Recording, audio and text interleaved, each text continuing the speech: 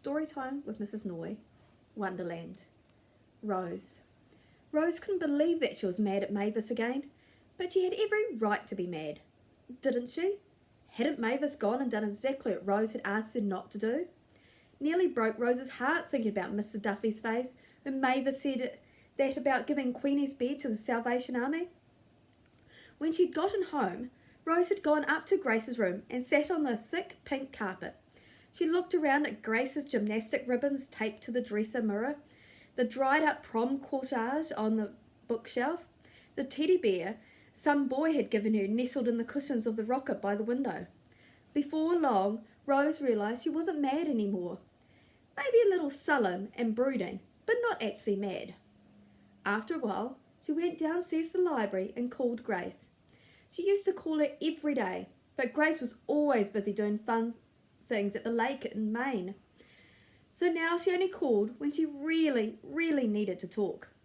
Today, Rose really needed to talk. The phone rang and rang, and Rose was ready to give up when Grace answered in that breathless way of hers, saying, "Oh, Rosie." Rose told Grace how worried she was about Mr. Duffy, how he seemed so sad, and how folks in Magnolia Estates were always complaining about him. And Grace said the perfect Grace thing. "Oh, those silly old biddies complain about everything. Don't worry about it."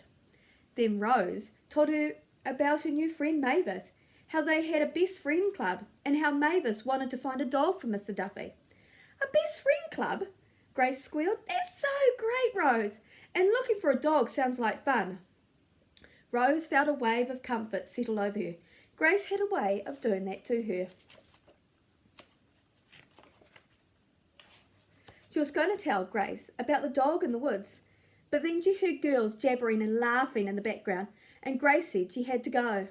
After that, Rose went outside and found Mavis, who was drawing with chalk on the apartment steps.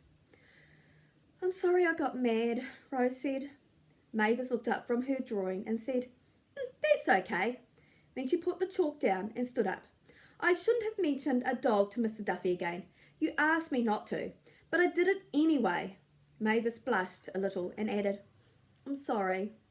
Then Mavis made up a special handshake that involved slapping palms, snapping fingers, and bumping fists. They practiced it over and over until they can do it perfectly every time. Then they made a plan to look for the dog in the woods the following afternoon. That evening at supper, Rose took tiny bites of creamed corn and tried hard not to make a face.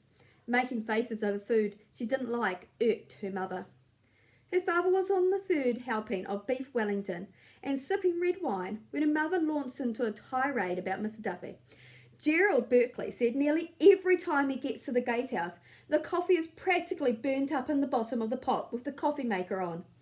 Mr. Tully glanced at Mrs. Tully, a most disinterested glance. Then he sliced a piece of beef Wellington and said, "Who's Gerald Berkeley?" Mrs. Tully crossed her arms. "I told you," she said, "the new night shift gatekeeper." Mr. Tully just nodded and said, "Oh." Mrs. Tully went on, "And Connie Jacobs says that when Mr. Duffy goes out to check on something, he leaves the keys right in the door lock so every criminal in town can go in there and help themselves." "Help themselves to what, Cora?" Mr. Tully asked. "I don't know, Robert," her mother said. "Whatever's in there, I suppose." Mr. Tully lifted his eyebrows and said, "Huh?" and went back to eating and sipping wine. "And not only will he not wear that uniform he was given," Miss Tully continued, "but he wears the same raggedy clothes day in and day out. It's embarrassing." "Embarrassing to whom?" Mr. Tully said. Her mother placed her fork carefully on her plate. She put her hands in her lap and leaned forward and said, "To everyone, Robert." She looked at her plate and frowned. "This beef Wellington is way overdone." Mr. Tully winked at Rose, and she winked back. The dining room grew quiet.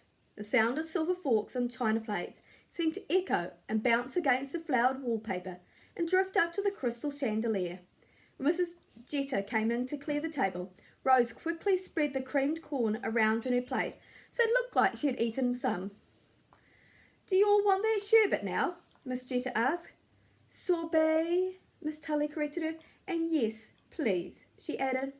Rose was certain she heard Mrs. Jeter say, "Whatever," as she left through the swinging kitchen door. That night in bed, Rose thought about that dog, Henry.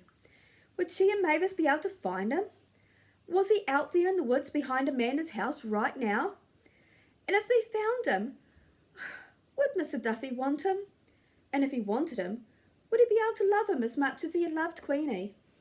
And if he loved him that much, would he stop being sad and forgetful? Rose wished she could be sure about everything, like Mavis was. But she wasn't.